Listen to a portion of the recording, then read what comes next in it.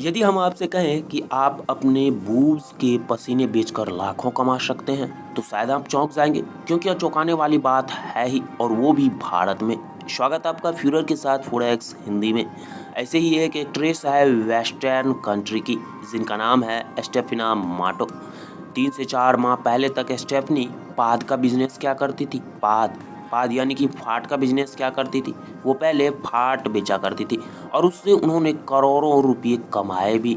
31 साल की अभिनेत्री को अपना ये अजीबोगरीब बिजनेस हार्ट अटैक के डर से छोड़ना पड़ गया था, क्योंकि इसके लिए वो विशेष प्रकार के व्यंजन खाया करती थी, जिसमें वो अंडे सूप लिया करती थी। लेकिन अपनी इसी खुराक के चलते उन्हें अस्पताल में भर्ती होना पड़ा, और डॉक्टरों की सलाह पर उन्हें फाट बिजनेस से बेहद ही जल्द रिटायरमेंट लेना पड़ गया।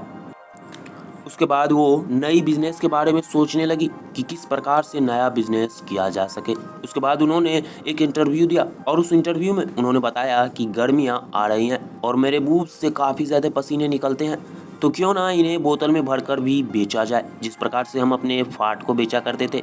माटो बताती हैं कि उन्हें एक बोतल में अपने बूब्स से पसीना निकालकर भरने में 15 से 20 मिनट लगते हैं।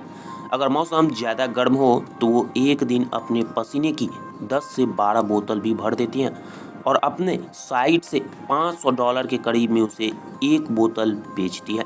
यानी कि कहें तो 35 से 36 हज़ार रुपये में वो एक बोतल बेचती है। माटो इस काम को मेहनत का काम बताती हैं और कहती हैं कि मेरे पास अच्छे ब्रेस्ट हैं, और फैंस इन्हें सूंघ कर और इसे यूज़ करके मेरे करीब पाते हैं, और इसीलिए मैं इस बिज़नेस को बंद नहीं करना चाहता हूँ।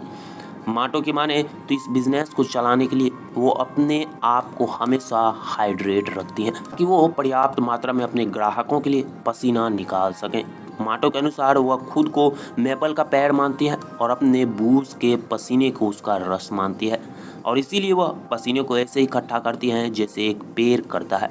माटो को ये भी मालूम है कि पसीना इकट्ठा करने के लिए हमेशा धूप में बैठा रहना पड़ता है, और वो पर डे इस पसीने को इकट्ठा करने के लिए 5 से 6 घंटे धूप में बैठती है, जो उनके लिए खतरनाक भी हो सकता है। फिर भी वो ये काम करती हैं और महीने के लाखों रुपये कमा रही हैं। बता दें कि माटो ने अपने नए बिजनेस की सूचना टिकटॉक और इंस्टाग्राम पेज के जरिए दी थी। इसके बाद यूजर्स का मिक्स्ड रिएक्शन देखने को मिला था।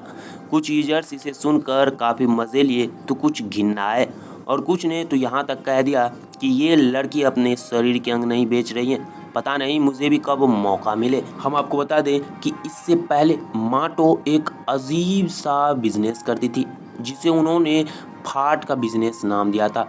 इस बिजनेस में वो अपने पाद को बेचा करती थी, और खुद को फाटप्रेन्योर भी कहती थी।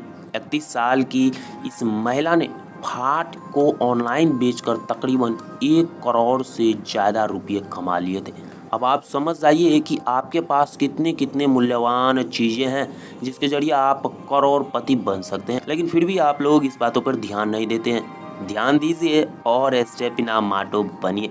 तो आपको जानकारी कैसे लगी हमें कमेंट में ज़रूर बताइएगा, और फॉरेक्स हिंदी को कृपया करके सब्सक्राइब जरूर कर लीजिएगा, क्योंकि फॉरेक्स हिंदी इसी तरह की इंटरेस्टिंग वीडियोज़ आप लोगों के लिए हमेशा लाते रहता है।